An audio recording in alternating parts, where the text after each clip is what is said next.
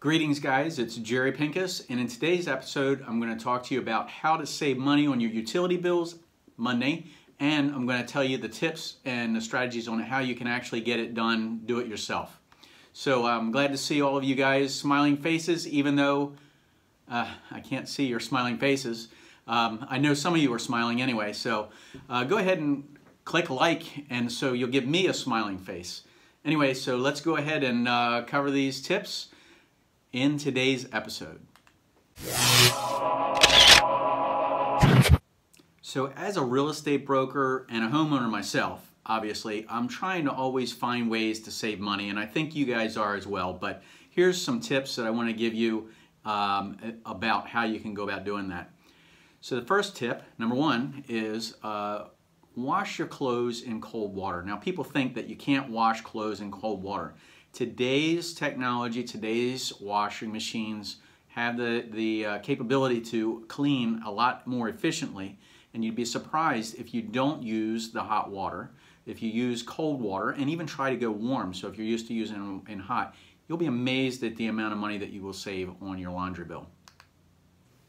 Tip two, install a thermostat that's programmable. So if you're in the house at certain times of the day and you're gone at certain times of the day, you can save literally up to 10% of your energy bill just by controlling the time that the temperature comes on and the time that it goes off. So if you haven't done that already, that's a really good savings. And again, you're going to be comfortable. You're not going to feel any different, but it's just about cycling at the times that you're there and not wasting it while you're not. Number three. So if you have blinds, use them. There's a reason for them. It's not just to keep out people looking in your house. In the wintertime, leave your blinds open. Obviously, let those warm summer rays come in, and it's going to heat up your house, and you'll also lower your energy bills. And in the wintertime, or in the summertime, excuse me, close the blinds, keep the summer heat out.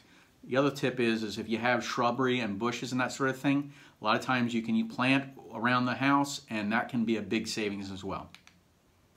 4, turn off those lights. At my house, I'm kind of turning lights off after people, especially if you have 3 daughters like I have. You'll be turning lights off, you go in the rooms and they've got everything on, and you know how this is.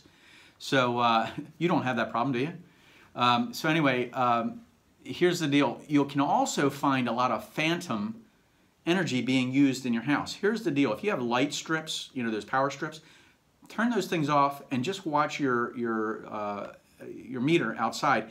You'll be surprised if you unplug everything and then start plugging things back in, what's still running in your house. So just if you can track those things down, a lot of it's unnecessary.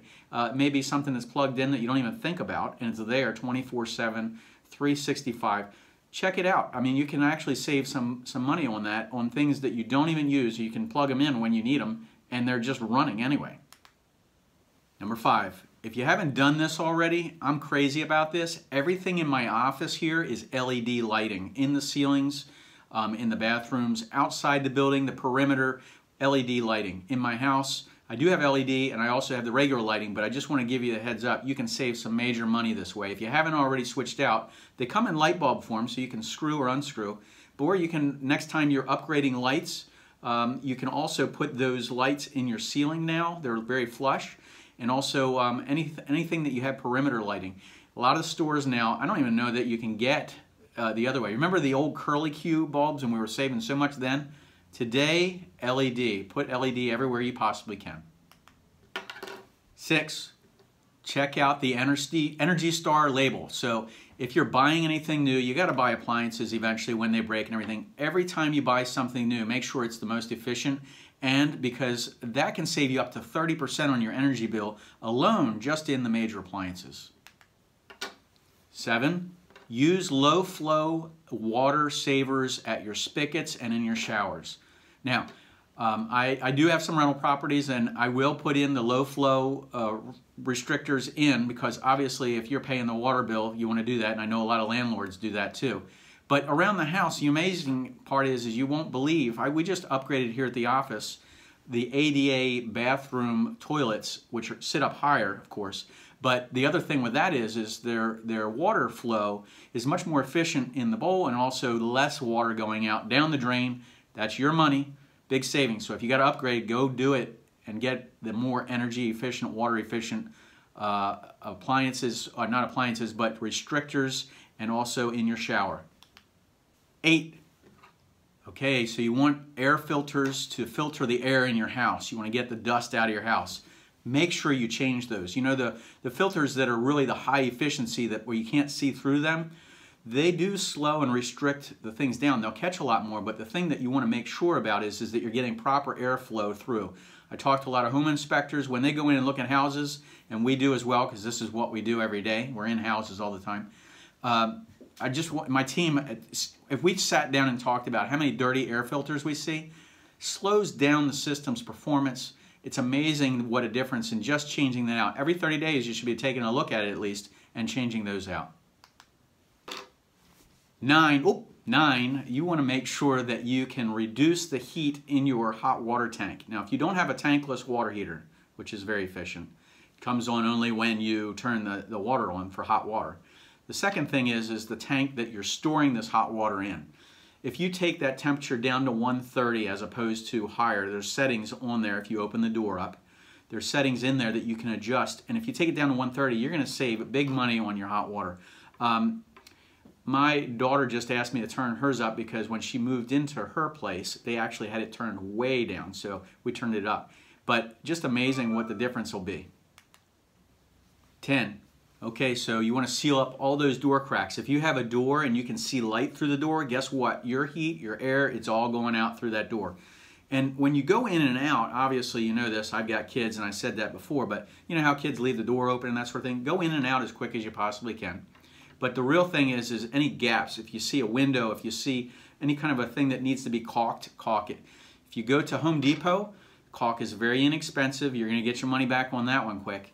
And if you have a big hole, anyway, you can get that spray caulk, which actually expands and fills in holes. So check that out around your house. Number 11. Oh, how do I do that? Okay, number 11, 10, 11. Okay, there you go. So 11 would be insulation. And I got to tell you a story that just happened in an attic here at our office. We have 2 levels. Second level, we've got 5 air conditioners, just so you know. 5 air conditioners running, heating, that sort of thing. On the second floor in the attic, a piece of insulation had fallen down. It was on the wall, but when I went into the attic, it was laying down, okay? So I kept feeling that the wall was warmer in that one area. Didn't know why until I had gotten in there and saw that. The other thing is the worst part of it was that the thermostat was sitting right on the back of that wall with no insulation. So guess what? It was running and running and running. Went in there, tacked it back up, big savings. So check out your insulation. Make sure it's all in the right places. Sometimes insulation does fall down if it's on walls, if you can get into the attic and that sort of thing. And other times you can actually add a little bit of insulation in there. Very inexpensive today, especially when they're running their sales. And now for a bonus, 12. See, that's 10 and 2 more. Okay, so ceiling fans. If you've got ceiling fans, do you know that you can actually reverse the ceiling fan in the summer months, and then you can take it and reverse it again in the winter months? The air circulating around the house, if you even leave it on low, just let it get moving around, especially in the summer months, will keep you cooler and you can keep your thermostat at a higher level. So if you haven't done that already, check that one out. So if you like this video, and a lot of you have liked this video, give me a thumbs up. Go ahead and subscribe. Every week we've got new tips, strategies, making sure that giving you the information that you need. And so if you did like this video, go ahead and subscribe. And I'll see you in the next video. Hope you're having a fantastic day. We'll talk to you soon.